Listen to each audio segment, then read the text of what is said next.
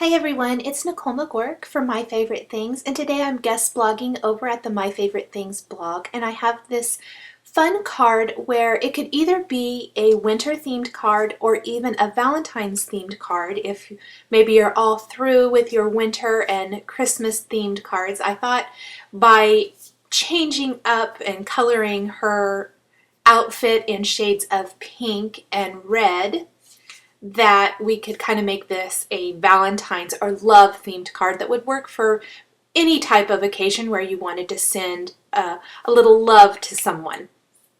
This is the stamp from the Warmest Wishes My Favorite Things stamp set, and I have stamped her on some Neenah Solar White cardstock using Memento Tuxedo black ink, and then coloring her in with Copic markers. I have listed the Copic markers here along with the video to kind of show what I'm coloring each area or each part of this image and which markers go with what, I guess is what I want to say, as well as I've listed them on my blog post that coordinates with this that's linked below the video here on YouTube, and it states what colors I've used for what part of the image as well. I've laid down a base color there for her dress, and then I've laid down a base color for her scarf. I have found when working with reds and pinks, especially the lighter colors that have more of the blender solution in them, that it's good to give them a minute to dry between the layering of colors. Otherwise, they tend to want to bleed. I actually had started coloring this previously and I wasn't even thinking about it, and I kept layering on the color to get the exact hue of dress that I wanted for her, and the next thing I knew it was bleeding out into the red, and then the red really bled out, and that just kind of ruins the whole design. There wasn't really a way to salvage that. So my best advice when using pinks and reds like this is to give a minute in between each layering of color. I like to lay down my base color, maybe wait a minute, work on another part of the image, and then go back in with my next color and start the shading and blending. I'm a little bit with some of the darker colors. I don't find they maybe bleed quite so much. So you can see here with the hat, as I worked up to the darker colors, I didn't give as much time in between each color as I did with some of the others. But I did find with these lighter pinks and even the lighter kind of reddish orange that I used that they really wanted to bleed. So I like to give just a little bit of time. I'm coloring her boots in with some browns. I kind of thought they looked like Ugg boots, so I went with those colors. I didn't want to have her outfit too matchy-matchy, where her hat and her scarf and her mittens are red, and then her little dress or coat is pink, and her tights are red and white striped. I really felt like adding more red or pink to the design wasn't necessary. I wanted them to look a little bit more like boots that maybe she just threw on with her outfit. Now for her dress, I'm going back in with one of my favorite current techniques, and that's just adding little dots to some of those darker areas of her dress, and then I added my medium or mid-tone color and added a few more. Just a fun way to add a little texture to the clothing and add a little added interest. If I get too dark, go in with a lighter marker and just kind of go over a few of those dots, and it will blend them right out. Now I did dot in the pom-poms on her scarf and her hat after laying down the lightest color to make them look more like that material that those pom-poms are usually made out of. I'm creating some brown hair. I started with my lightest color and I'm working up. I did end up using 4 colors of brown, even though there's not a lot of hair shown here, just to get the color I wanted. I really wanted to darken it up so that there was a definite difference in color between the rest of the elements on the design and her hair. So I darkened it up quite a bit, blending out a few areas on the red where I thought maybe there were some harsh lines. Then I went in with a glitter Sakura pen. This is the Stardust glitter pen, and added some glitter to the pom-poms, and then the white Sakura pen and added some little dots to her outfit. Now, one thing that I did that was a mistake is this design comes with a coordinating die. However, it's a solid die, it's not a framelits die. I should have die cut her first, and so that I wouldn't ruin my image, I actually die cut the image from a scrap piece of paper, cut a little slit in one part of it, in this instance on the bottom. Then I laid the die back into that space, or I laid the outline over my stamped and colored image so that I could line up perfectly, laid the die down, and then removed that scrap piece of paper, and I was able to die cut it perfectly. And now I have another die cut that I can stamp this design again and create a different card with. So if you make a little mistake like that with a solid die, you can correct it by using that little tip. Now I have cut the rectangle frames die cut from My Favorite Things from some grout gray cardstock, and I'm using the confetti background die with white pigment ink to create a snowy background. So those are some nice big snowdrops. I'm keeping the background of my card pretty neutral and light. I really wanted the focus to be on that cute stamped and colored image. And then I have die cut some snowdrifts from this for my scene using the whipped cream cardstock from My Favorite Things and also some vellum, and I'm going to layer those along the bottom. I used the snowdrifts die to die cut those. And then for the frame of my card, I cut that from some insulation pink My Favorite Things cardstock. Now, one of the greetings that comes with this stamp set, the Warmest Wishes stamp set, is sending a flurry of love. And it comes in a horizontal format, and I loved that saying. It's exactly what I wanted to use for the card, but it didn't really work with my card design that I was going with. So instead of trying to mask it off and line it up and make sure and run the risk of getting ink elsewhere, I decided to go ahead and cut apart the greeting. It doesn't hurt the stamp at all. And that way I can have a vertical greeting as opposed to that horizontal greeting. And the next time I want to use it, all I have to do is piece the stamps back together to use it in a horizontal format. What I did was I took each word individually so that I could stack them one on top of another. And this also allows for me to stamp one of the words in a different color. I stamped the word love first. I kind of started from the bottom and went to the top to ensure I had enough room. And I stamped that with the Wild Cherry My Favorite Things ink. And then I stamped the rest of the words for the greeting using the Black Licorice Hybrid ink.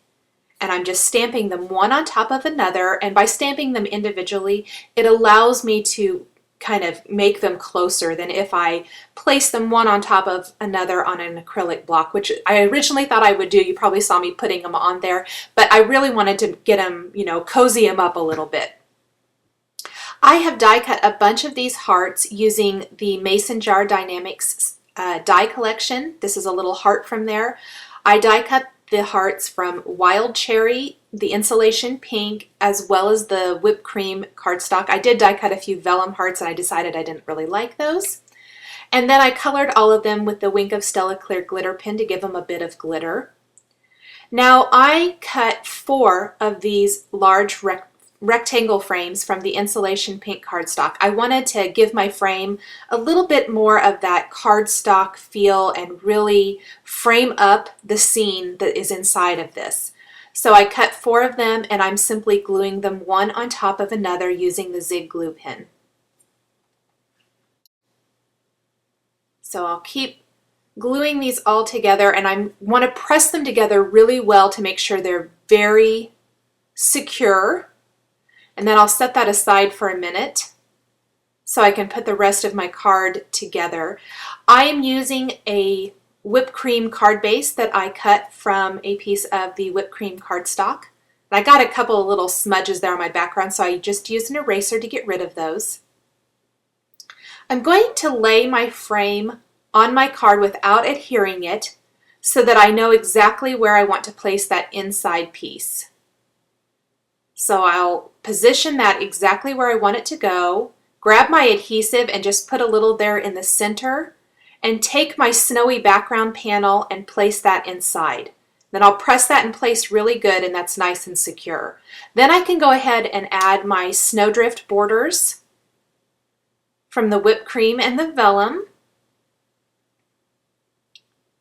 And the vellum is a little tricky. I don't really have anything on top of the vellum to hide my adhesive, so instead I placed 3 little dots of adhesive along the bottom edge. You could also maybe kind of hide that underneath the frame if you wanted to a little bit. Then I'll put some adhesive on the girl, and I will tuck her there into the snowdrifts. Make sure I get her lined up perfectly. But those little dots will hold the vellum in place, and they really aren't very noticeable, so I kind of like using little dots of adhesive if I know I'm not going to have a good way to hide my adhesive behind the vellum. I place some adhesive behind my frame, and I can frame up that scene now. And I will tuck in my glittery heart die cuts. I'm going to tuck one underneath the frame so it kind of looks like they're falling down from the sky. And I'll use some bling Zotz glue dots to attach those in place. They're teeny tiny glue dots. They work well for small die cuts, sequins, all kinds of things like that. I love them. And I'll attach all of the hearts, have one that looks like it's kind of falling into her dress, and there is my Valentine's or winter themed card. Now real quick, I wanted to share a fun little project I came up with. I love the My Favorite Things felt, and it works beautifully with their die cuts, and die cuts really nicely. And I thought these mitten die cuts were so cute and would make fun felt 3D ornaments. So what I did was I cut apart all of these using some little wire cutters here, and I am going to create some red and white mittens using the Mittens Die-namics and then this little snowflake die from this same collection. And I will die cut these from the wild cherry and whipped cream felt. I'm showing a lot of colors here. I haven't made them yet, but I'm thinking a rainbow garland of these little mittens would be super fun. So I did die cut some of them. I just don't have them all made yet. Now for these red and white ones, I have a red and white tree, and so I thought these would make a fun ornament. These would also make a great gift topper, something you could place on top of the gift or tie to the handles of a gift bag as an additional little, something, and a really fun way to dress up a package. Now the first thing I did was take some embroidery floss and sew the snowflakes onto each side of the mittens. I am just using one long stitch through each little piece of the snowflake and going back through the middle, and then I'll just tie a little knot in the back to hold that in place. I will do that on both sides before I sew the mittens together. So I want to make sure I have that lined up, and then I'll go ahead and sew this other one. I will do the same thing for the red mitten as well, only I will use the red embroidery floss for that one. So once I have both of these sewn, I can start sewing the mittens together back to back. I'll line them up, and then I will just do a simple whip stitch all the way around the edges of the mittens. And then I'm using little bits of polyester fiber fill and stuffing the mitten full to make a felt 3D ornament. And then you just need to maybe use something kind of dull because you don't want to make a hole through your felt. I'm just using a ballpoint pin there that doesn't have the pin pushed out to stuff the little thumb of the mitten. And I want to make sure it's stuffed really full, kind of press it around, make sure it's nice and even. And then I'll go ahead and whip stitch the opening shut. I just left one end open, so maybe about an inch, inch and a quarter opening there. And it's very easy to sew around them and very quick. I did these in probably 20 minutes. It did not take very long at all. This would be a great project to do maybe while you're sitting in front of the TV watching holiday movies or something like that. Now I did take a larger needle and some baker's twine, and I'm going to tie together these mittens to make a little set. And the big needle goes right through the felt, and then I'm just tying the ends in a little knot. Make sure I have the length that I want there. And that way I have a set of 2 really cute little mittens.